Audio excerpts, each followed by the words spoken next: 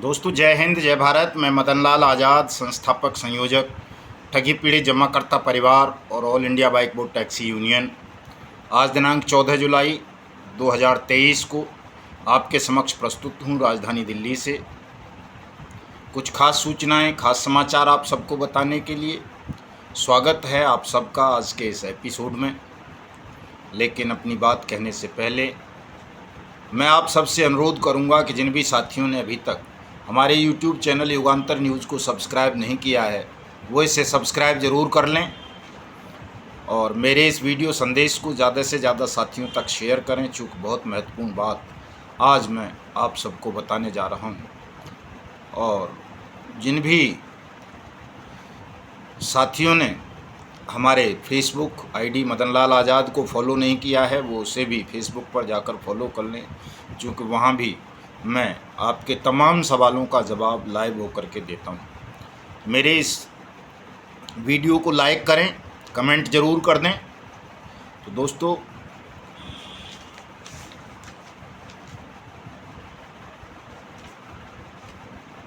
सबसे पहले मैं आपको ये बताना चाहता हूँ कि जिस कानून के इम्प्लीमेंटेशन के लिए हम संघर्ष कर रहे हैं, अनियमित जमा योजनाएं पाबंदी कानून 2019, वो कानून देश के प्रत्येक ठगी पीड़ित जमाकर्ता परिवार को उनकी जमा राशि के भुगतान की गारंटी प्रदान करता है।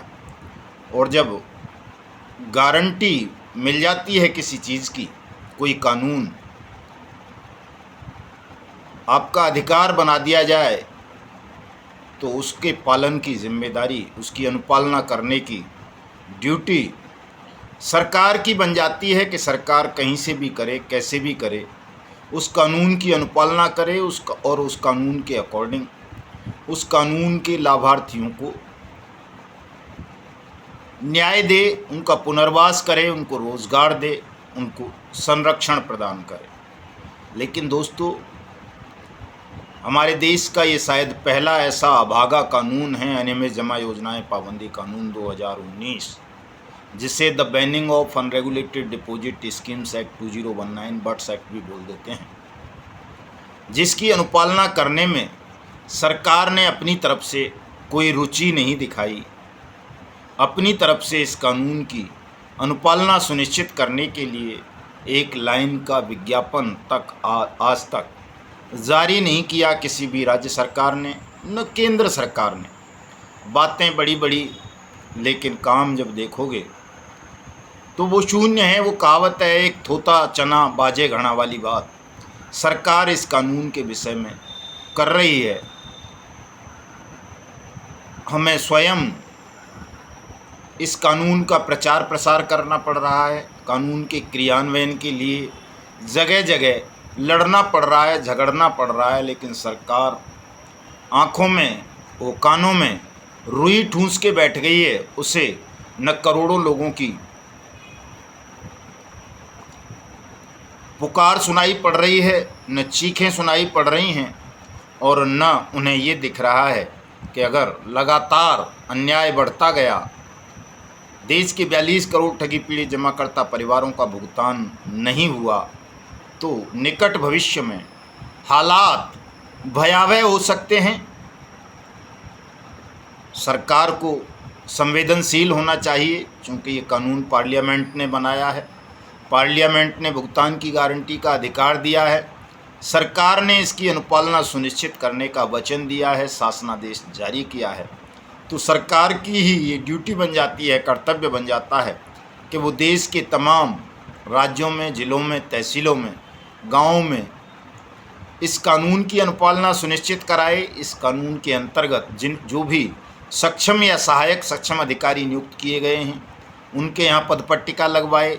सरकार स्वयं विज्ञापन जारी करके देश के 42 करोड़ ठगी पीड़ित जमाकर्ता परिवारों से आवेदन आमंत्रित करे और इस कानून के अकॉर्डिंग उनकी जमा राशि का 2 से 3 गुना धन उनको 180 दिन में वापस करे।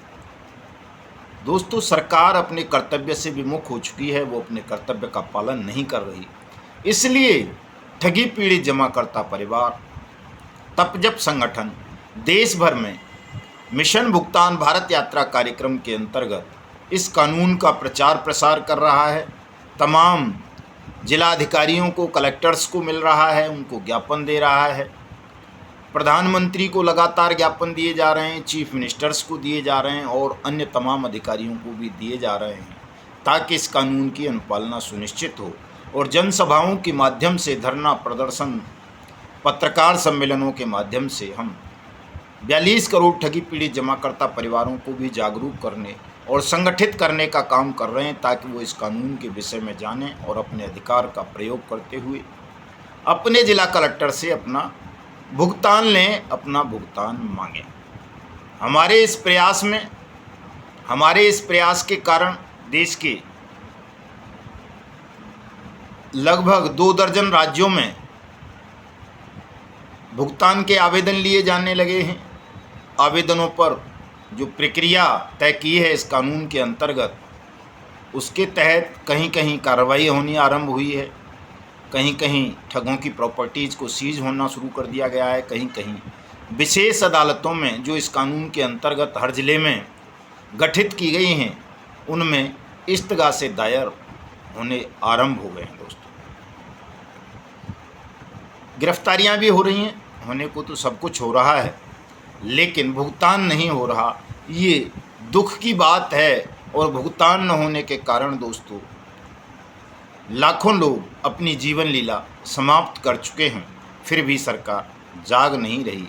तो इसका जो सबसे बड़ा कारण मुझे नज़र आता है दोस्तों, वो हमारी सामाजिक जागरूकता का अभाव है। चूँकि हमारे समाज में, ख़ास तौर से ठगी पीड़ित जमाकर्ता परिवारों में जागरूकता का अभाव है। वो जागरूक नहीं हैं, वो स्वयं अपने भुगतान के प्रति संवेदनशील नहीं हैं और स्वयं इस कानून का प्रयोग नहीं कर रहे हैं। वरना 42 करोड़ ठगी पीड़ित परिवार अगर इस कानून का प्रयोग करने लगें तो किसी सरकार की सामर्थ्य नहीं कि वो आपकी अनदेखी कर सके, इस कानून की अनदेखी कर सके, कोई अधिकारी इस कानून की अवहेलना कर सके। दोस्तों, आपको जागना पड़ेगा और जब आप जाग जाएंगे तो इस कानून की अनुपालना सुनिश्चित हो जाएगी, आपका भुगतान होना आरंभ हो जाएगा। भुगतान हो जाएगा, वर्ष 2023 में हो जाएगा, लेकिन आपको जागना पड़ेगा, अपनी अपनी कानूनी कार्रवाई करनी पड़ेगी। आज बड़ा मन व्यथित है 2 दिन से। एक तो बाइक बोट टैक्सी स्कैम का शिकार बने साथी ने अपनी जीवन लीला समाप्त कर ली है गाज़ियाबाद में।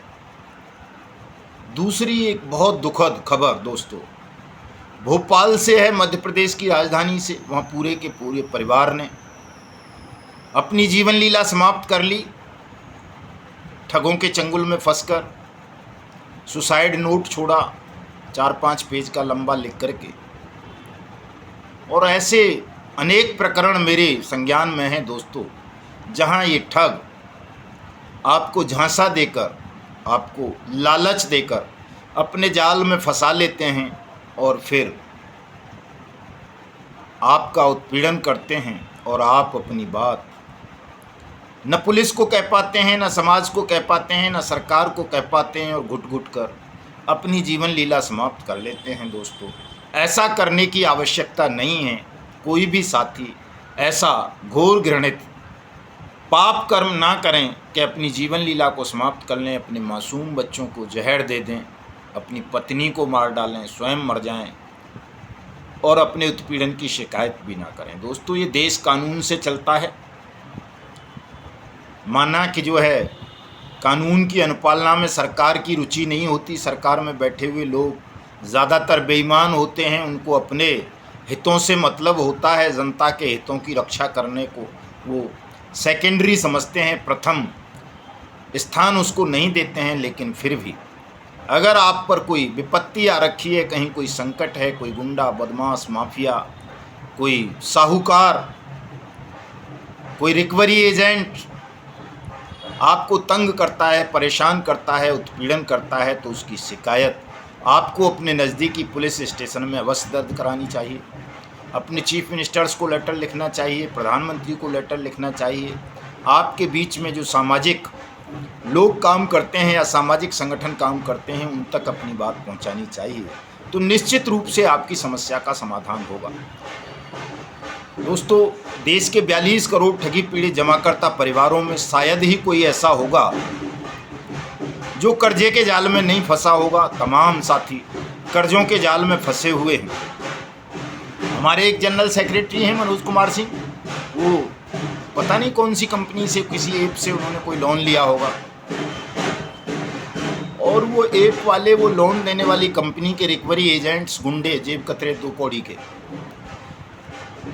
उनके मोबाइल को हैंग किया हुआ है और उसमें जिन जिन के उनकी कॉन्टैक्ट लिस्ट में नंबर हैं उन सबको कॉल करके कहते हैं कि इस आदमी ने लोन लिया था और आपका नंबर दिया था रेफरेंस में, इंट्रोड्यूसर के लिए या जमानतदार के लिए। इसका नियम ये है कि वो एक व्यक्ति का किसी का नंबर दिया जाता है, इतने लोगों का नहीं दिया जाता। जिस तरह से ये मोबाइल को हैक करके तमाम कॉन्टैक्ट लिस्ट में नंबर निकाल लेते हैं और सबको कॉल करके डराते धमकाते हैं, बदतमीजी करते हैं, वैश्याना हरकत करते हैं, मनुष्य को जलील करते हैं और आत्महत्या करने के लिए उकसाते हैं। ये जघन्य अपराध है दोस्तों, झूठ है, फरेब है। इससे आपको डरना नहीं चाहिए। अगर ऐसा कहीं कोई हो रहा है, कोई रिकवरी एजेंट, कोई फाइनेंस कंपनी, कोई बैंक अगर आपको परेशान कर रहा है, उत्पीड़न कर रहा है, इस तरह आपको जलील कर रहा है, अपमानित कर रहा है, तो आपको उसके खिलाफ पुलिस में शिकायत दर्ज करानी चाहिए। उसके खिलाफ मुकदमा दर्ज होगा। जबरन धन वसूली का जो भी रिकवरी एजेंट हैं उनको जेल भेजा जाएगा, उनको दंडित किया जाएगा। ये कानून है, ये हो जाएगा, कोई बड़ी बात नहीं है। आपसे नहीं होता, हमें बताइए, हम उसके खिलाफ मुकदमा दर्ज कराएंगे। हम ऐसे रिकवरी एजेंट्स को जेल भिजवाएंगे, उनको दंडित कराएंगे और आपको उत्पीड़न से और शोषण से बचाएंगे। आपको घबराने की ज़रूरत नहीं है। इस तरह की धमकी में आकर, उत्पीड़न से डरकर, जलील सामाजिक अपमान से भयभीत होकर आपको अपनी जीवन लीला समाप्त नहीं करनी चाहिए। किसी का भी पैसा इस तरह से अपनी ज़मीन, मकान या जर जेवर ज़मीन बेच करके वापस नहीं करना चाहिए। ये अपराध है जो आप लोगों के साथ किया जा रहा है। ठगों द्वारा किया गया पहले, अब फाइनेंस कंपनीज़ के द्वारा किया जा रहा है, रिकवरी एजेंट्स के द्वारा किया जा रहा है। आपको इसका मुकाबला करना चाहिए दोस्तों, भयमुक्त होकर के करना चाहिए। और जब भयमुक्त होकर के इनका मुकाबला करोगे तो इनकी हिम्मत नहीं है। तो छोटे मोटे जेब कतरे टाइप के अपराधी होते हैं और अपराधी दुनिया की सबसे डरपोक कौम होती है। डरे हुए लोगों से आप डर जाते हैं, ये बड़े दुख की बात है दोस्तों। हमारा काम तो देश के नहीं, दुनिया के प्रत्येक व्यक्ति को भयमुक्त करना है कि वो अन्याय के समक्ष सिजदा ना करे, अन्याय के समक्ष झुके ना, अन्याय का प्रतिकार करे। और जब आप अन्याय का प्रतिकार करोगे तो न्याय मिलेगा, कोई कानून हो या न हो। लेकिन अन्याय के खिलाफ जब आप उठ कर के खड़े हो जाएंगे तो उस अन्याय का सिर निश्चित रूप से कुचला जाएगा, आपको न्याय मिलेगा। चूँकि सब नपुंसक नहीं हैं, तो किसी भी साथी को, अगर मनोज जी भी मेरा वीडियो सुने, मनोज सिंह जी, तो मैं उन्हें भी कहना चाहता हूं कि वो इनके खिलाफ या उनकी पत्नी, इन गुंडों के रिकवरी एजेंट्स के खिलाफ मुकदमा दर्ज कराएं अपने नज़दीकी पुलिस स्टेशन में जाकर के। कहीं दिक्कत आती है तो मुझे कॉल करें, मैं आऊँगा, इनके खिलाफ मुकदमा दर्ज कराऊँगा और इन तमाम जेब कतरों को जेल के सींखचों के अंदर भिजवा कर आपको राहत प्रदान करेंगे। घबराने की आवश्यकता नहीं है किसी भी साथी को। तमाम लोगों पर कॉल करते हैं, दिन रात इस तरह की कॉल्स आती हैं। भोपाल के साथी ने जो किया वो करने की आवश्यकता नहीं है, गाज़ियाबाद के साथी ने जो किया वो करने की आवश्यकता नहीं है। कई हमारे एजेंट साथी जब उन्हें पुलिस कॉल कर लेती है या कोई निवेशक उनके खिलाफ शिकायत दर्ज कर देता है तो पुलिस की कॉल आते ही डर जाते हैं, वो अपनी जीवन लीला समाप्त कर लेते हैं, परिवार तक को समाप्त कर लेते हैं। 5 लाख से ज़्यादा लोगों ने मेरे अपने संज्ञान में रहते हुए इस तरह के कदम उठाए हैं। दोस्तों, घबराने की ज़रूरत नहीं है, पुलिस भी इंसान है। अगर कोई पुलिस वाला आपसे ज़बरदस्ती करता है, ये लिखवा लेता है कि तू पैसे देगा इस निवेशक के, तो आप उस पुलिस वाले की शिकायत भी अपने राज्य के मुख्यमंत्री को करें, अपने ज़िले के पुलिस कप्तान को करें, अपने राज्य के पुलिस प्रमुख को, डीजीपी को करें, कमिश्नर को करें, हमको करें। हम देखेंगे कौन सा पुलिस वाला है जो आपसे जबरन वसूली करेगा और आपसे निवेशक का पैसा दिलाएगा। लेकिन आत्महत्या मत करो कोई भी। आत्महत्या करना जघन्यतम पाप है। इस दुष्कर्म से, इस पाप से बचो दोस्तों। मुकाबला करो इस अन्याय का, चाहे पुलिस कर रही है आपके साथ अन्याय, चाहे कोई गुंडा कर रहा है, रिकवरी एजेंट्स कर रहे हैं, चाहे वो कोई आपका दबंग निवेशक है। अगर आप ठीक हैं, निर्दोष हैं, आपने किसी का पैसा लेकर के उसका दुरुपयोग नहीं किया, उसको खाया नहीं है, आपकी नीयत पाक साफ है, तो आपको किसी से भी डरने की ज़रूरत नहीं है, चाहे वो कोई भी हो। मुझे भी एक रिकवरी एजेंट धमका रहा था, कह रहा था मैं प्रधानमंत्री कार्यालय से बोल रहा हूँ और इसने ये कर दिया है, वो कर दिया है। मैंने उसको कम से कम 100 गालियाँ दी। एक औरत मुझे कॉल कर रही थी, मैंने उसको भी बताया, धमकाया कि जेब कतरी तू 2 रुपये 15-20 रुपये मतलब पर डे की तुझे तनख्वाह देते होंगे या कुछ देते होंगे और तू उसके लिए लोगों का इस तरह से उत्पीड़न करती है कि वो अपने जीवन लीला समाप्त कर लेते हैं। तुमको शर्म आनी चाहिए। ऐसा रोज़गार करने से तुम काहे के बाउंसर हो, काहे के पहलवान हो, हरामी कहीं के। थोड़े से पैसे के लिए तुम निर्दोष लोगों का उत्पीड़न कर रहे हो, उनके मौत के मुंह में धकेल रहे हो। शर्म आनी चाहिए तुम्हें। कोई और सम्मानजनक धंधा कर लो ताकि तुमको ये लोग तो ठीक से गुजरे ही तुम्हारा ये जीवन, तो परलोक भी तुम्हारा सुधर जाए। तुम अपना ये जीवन भी तबाह कर रहे हो, अगला जीवन भी नरक की ओर धकेल रहे हो। अन्याय कर कर के गरीब लोगों पर, कमज़ोरों पर, ठगे ठगाए लोगों पर जो ठगी का शिकार हुए हैं, एक एक बार नहीं 4-4 बार, 4-4 6-6 कंपनीज और क्रेडिट कोऑपरेटिव सोसाइटीज़ ने जिनको ठगा है, उनका उत्पीड़न हुआ है, अन्याय हुआ है, वो न्याय पाने के लिए सरकार से लड़ रहे हैं, ठगों से लड़ रहे हैं, और तुम ऐसे शोषित पीड़ित लोगों का और उत्पीड़न करके उनको मौत के मुंह में धकेल रहे हो। तुमको शर्म आनी चाहिए। दोस्तों, कुल मिलाकर के मुझे ये लगता है कि शायद संभवतः हमारा देश एक संपूर्ण क्रांति की ओर बढ़ रहा है। हमारे 42 करोड़ ठगी पीड़ित जमाकर्ता परिवार तो हैं ही, जिनकी मेहनत की जमा पूंजी को अनेकों कंपनीज और क्रेडिट कोऑपरेटिव सोसाइटीज़ ने लूटा है, ठगा है। इसके अलावा देश का प्रत्येक किसान, देश का प्रत्येक मजदूर और देश के 99% पेंशनर्स को भी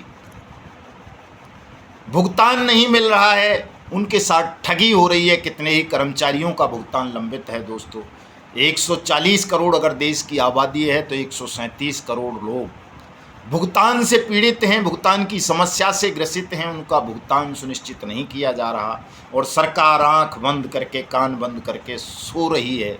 उसका ध्यान इस ओर नहीं है कि पूरा देश तबाही की ओर बढ़ चुका है। अगर इस अन्याय को, उत्पीड़न को, शोषण को रोका नहीं गया, लोगों को न्याय नहीं दिलाया गया, उन्हें सुरक्षा प्रदान नहीं की गई, तो देश में क्रांति होगी, महाभारत होगा। और ये गृह युद्ध की स्थिति इस पूरे बेईमान सिस्टम को ही नहीं, ठग साम्राज्य को ही नहीं, पूरे राष्ट्र की तबाही का कारण बन जाएगी। गृह युद्ध हो जाएगा।